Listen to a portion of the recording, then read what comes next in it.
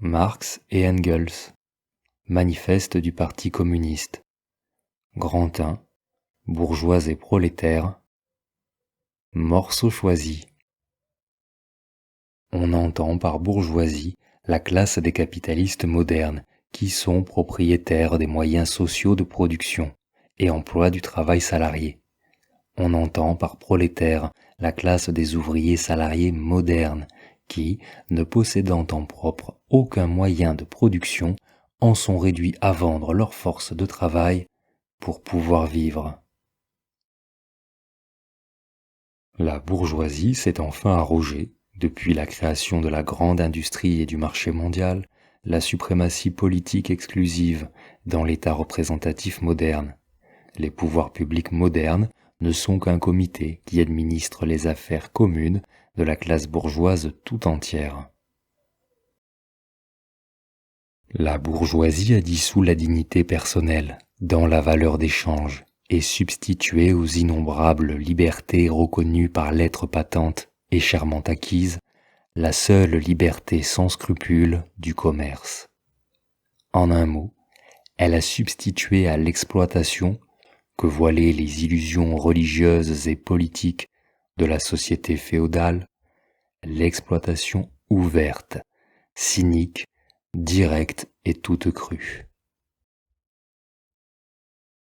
La bourgeoisie a aggloméré la population, centralisé les moyens de production et concentré la propriété en un petit nombre de mains.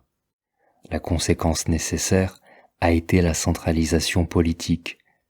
Des provinces indépendantes, tout juste liées par des alliances ayant des intérêts, des lois, des gouvernements et des systèmes douaniers différents, ont été concentrées en une nation unique, avec un gouvernement unique, une législation unique, un seul intérêt national de classe, une seule frontière douanière. Par quels moyens la bourgeoisie surmonte-t-elle les crises ? D'une part, en imposant la destruction d'une masse de forces productives. D'autre part, en conquérant de nouveaux marchés et en exploitant plus à fond les anciens. Par quels moyens donc ? En ouvrant la voie à des crises plus étendues et plus violentes et en diminuant les moyens de les prévenir. Ces ouvriers, obligés de se vendre par portions successives, sont une marchandise, comme tout autre article du commerce, et sont donc exposés de la même manière à tous les aléas de la concurrence, à toutes les fluctuations du marché. Les classes moyennes, le petit industriel, le petit commerçant, l'artisan, le paysan, tous combattent la bourgeoisie pour sauver de la ruine leur existence de classe moyenne. Elles ne sont donc pas révolutionnaires, mais conservatrices. Si elles sont révolutionnaires, elles le sont en considération de leur passage imminent au prolétariat. Elles ne défendent pas leurs intérêts actuels, mais leurs intérêts futurs.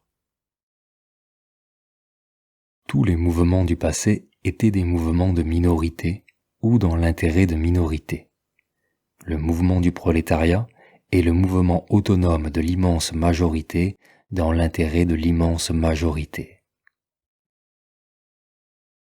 Pour pouvoir opprimer une classe, il faut lui assurer des conditions au sein desquelles elle puisse au moins subvenir à son existence asservie.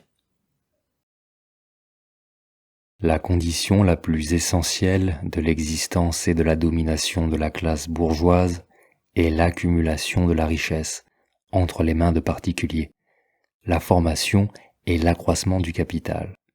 La condition du capital est le salariat.